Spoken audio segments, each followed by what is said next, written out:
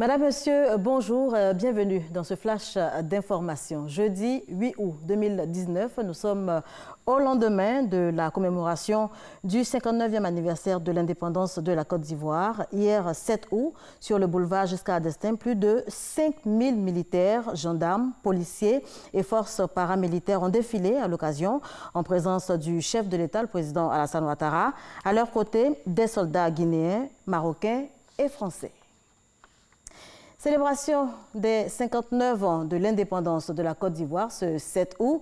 Grande parade, parade militaire sur le boulevard Giscard d'Estaing à Treichville. Les temps forts avec Viviane Aïma.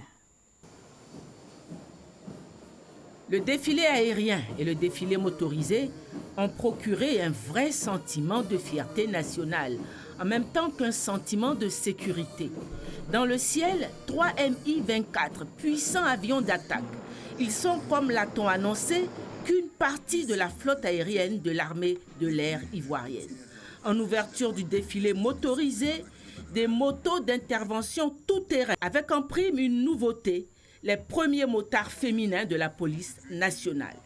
Les troupes motorisées des douanes ivoiriennes et celles des eaux et forêts, équipées de véhicules 4x4 pour traquer les trafiquants, des véhicules nautiques pour la police maritime, pour la police terrestre, des véhicules pour le transport des troupes et même des véhicules pour disperser les foules à 200 mètres. Pour les pompiers, une échelle pivotante automatique pour leur permettre d'intervenir jusqu'à une hauteur de 32 mètres du sol. Des embarcations rapides pour intercepter tout navire dans les eaux territoriales. Pour l'armée de terre, des 4x4 équipés d'anti-aériens et de canons de courte et de longue portée.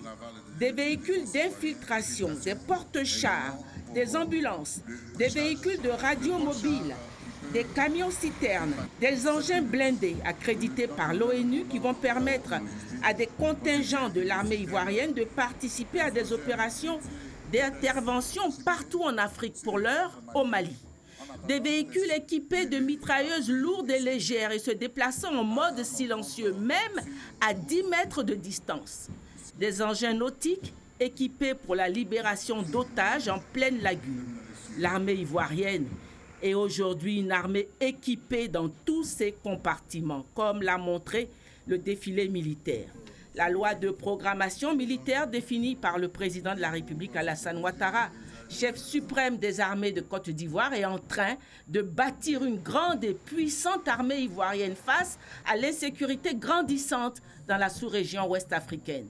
Une autre innovation en matière de sécurité est la police montée, un corps spécial créé en 2018 pour protéger les plages, les stades et divers lieux de loisirs.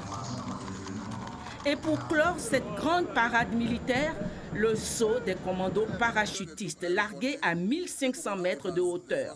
Ils ont effectué un atterrissage parfait, sous les acclamations du public. Le défilé militaire du 7 août s'achevait. On pouvait lire la joie et la fierté dans les regards de la foule. Et après la Côte d'Ivoire, le Gabon va célébrer dans 10 jours sa fête de l'indépendance. Célébration menacée par des ordures ménagères. C'est que depuis une semaine maintenant, Libreville, la capitale du pays, croule sous le poids des ordures. Les éboueurs sont en grève. Ils exigent le paiement de 24 mois d'arriérés, soit 21 milliards de francs CFA. En République démocratique du Congo, 3 médecins soupçonnés d'assassinat. Ces praticiens sont suspectés d'être impliqués dans l'assassinat en avril dernier d'un médecin épidémiologiste camerounais, médecin de l'OMS, le docteur Richard Valéry Mouzoko. Ils ont été interpellés mardi dernier. Ils sont poursuivis pour terrorisme et association de malfaiteurs.